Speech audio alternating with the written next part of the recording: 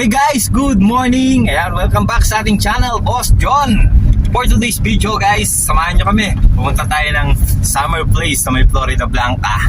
Hi guys, O mas kilala rin sa tawag na Palacol, no? Ayan, tara, samahan nyo kami mga boss. Biyahin na tayo.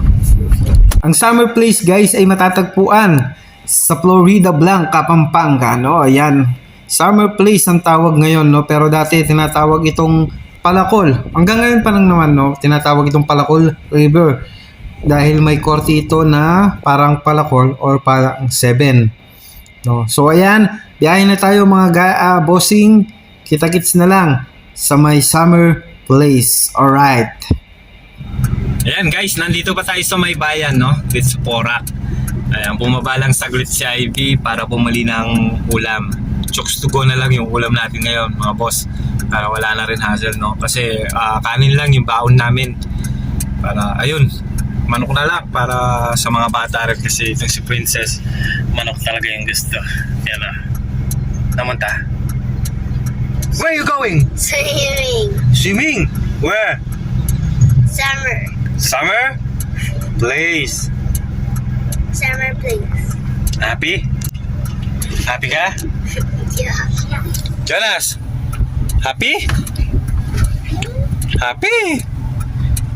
Happy. Happy? Look! Happy, look. Hello! Hello. Hi! Mommy, Good morning! Mommy, Good morning! mommy, How are you? yeah, you. Nice. Good night! Oh, bye-bye! Ayan, pagpasok natin ng Florida mga bossing, itong road na to, diretso lang, no? Ayan, sa kaliwa natin, ayun yung hospital ng Florida Blanca. Tapos, diretso lang tayo ng konti mga boss, makikita natin dyan yung Divine Mercy Parish, no? Yung Catholic Church dito, na katapat ng Planet Gas Station. Ayan.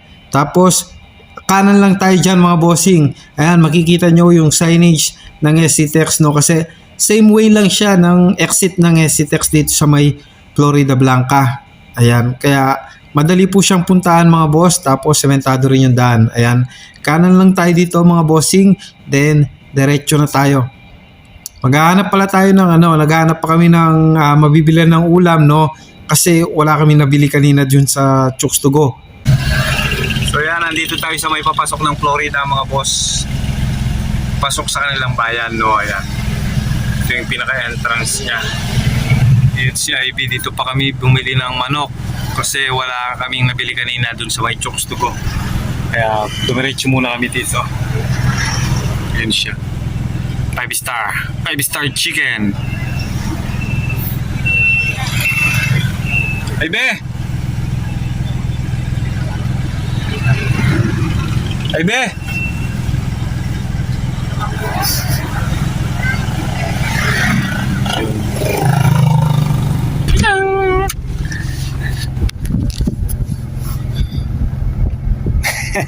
Ayun, yung isa tulog.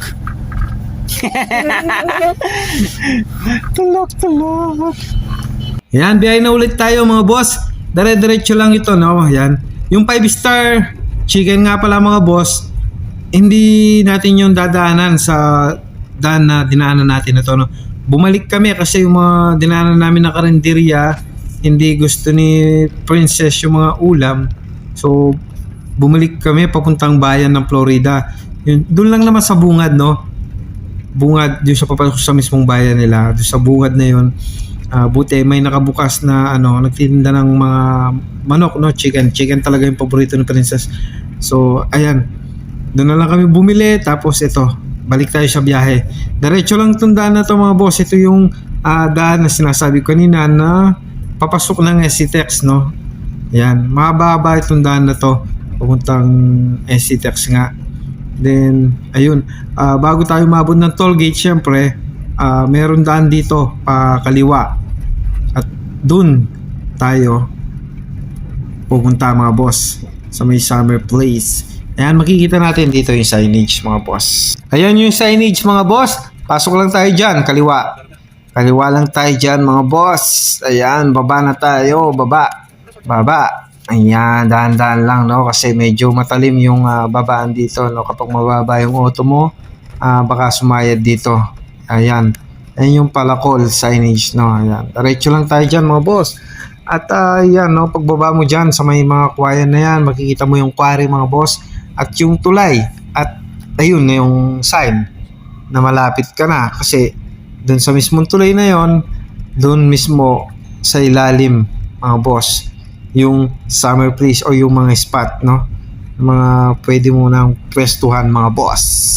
Ayan, nandito na tayo mga boss. At may mga bantay din dito, no? Ayan, mga tanod. Ayan, naniningil sila mga boss. Bayad tayo ng tig 10, no? Environmental fee syempre. 10 piso lang per head, kasama yung bata. Tapos yung sasakyan, may bayad din. Siguro ito na yung pinaka-parking, no? Bayad sa parking, 40 pesos pag 4 wheels mga boss. Tapos sila din, yung mga nag-aalok, no? Or sa kanila din na pwede ka nang kumuha. Yan, si tatay, no? Nag-aalok siya ng yung mga kubo ba, parang yung cottage nyo dun sa mismong sa baba ng tulay na yon. Pero nasa inyo din naman kung kukuha kayo mga boss, kasi kami sa side namin, mas pinili namin na doon na lang kami sa ilalim ng tulay, no? Malilim naman doon, no? So doon na lang kami magpwesto, tsaka wala naman tayong pera. Wala tayong pambayad ng 300. Tsaka saglit lang naman tayo mga boss, hindi naman tayo maghapon dito. May pasok din tayo mamaya, no? So may mga tindahan din dito mga bossing, kaya kung wala kayong mga baon, di kayo magugutom dito mga boss. Basta may dala kayong pera. Ayan, hanap lang ako mga mapaparkingan mga boss. Then, ayun, larga na tayo. Ayan, silip lang tayo ng konti dito sa side na to mga boss. Ayan, ganyan karami yung mga kubo, no? Yung cottage, ganyan na siya karami mga boss. So, nakapag-prepare na talaga sila para ngayong summer, no? Ayan, sa ilalim ng tulay mga boss. O, ayun, dito talaga sa side na to maraming mapipwestuhan. Ayun yung tig 300 mga boss. Ayan, lakad na tayo mga boss. Ayun din yung sinasabi ko sa inyo ng mga tindahan, no? Ayan, malalago yung mga tindahan dito mga boss. Ayan, marami silang mga paninda. Ayan, kaya hindi kayo gugutumin dito mga boss. Basta bumitbit lang kayo ng pera nyo na pambili syempre. So ayan, lakad lang. Doon tayo. Punta tayo dun sa may ilalim ng tulay. Hindi na pwede kasing ipasok dito yung sasakyan, no? Kaya dito ako sa may bandang dulo nakapag park. Yan mga boss, ayan, no? Daming mga paninda. Hindi ka gugutumin dito mga boss. Yan, abanti lang tayo dun sa harapan. At sa wakas, nakahanap din kami ng pwesto, no? Dito sa may ilalim nga ng tulay, no? Dito medyo malilim mga boss. So ayan, pinrepare na namin yung mga gamit namin. Inayos na namin dito ng mga boss din. Diretso lusong na tayo sa tubig. Dito lang kami sa may malapit, no, sa mga gamit natin, no. Syempre para mas tanaw din natin yung mga gamit natin mga boss. Ayan. Ayun yung mga kagandahan dito mga boss, parang yan yung mga pinaghaharangan nila, no. Kaya ayan, hanggang diyan lang yung mga bata. So hindi siya hindi sila malulunod, no. Syempre kailangan pa rin na doble ingat, no. Bantayin pa rin natin sila mga boss kasi mga bata yan.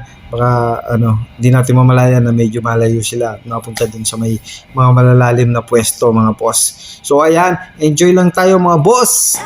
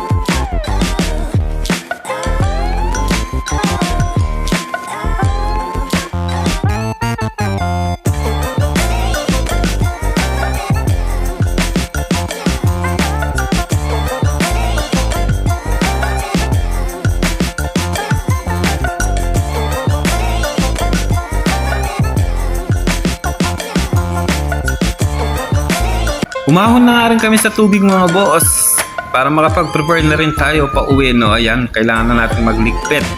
Pero ayan si Prince, ayaw pang humaon mga bossing. Ayan, iyak ng iyak.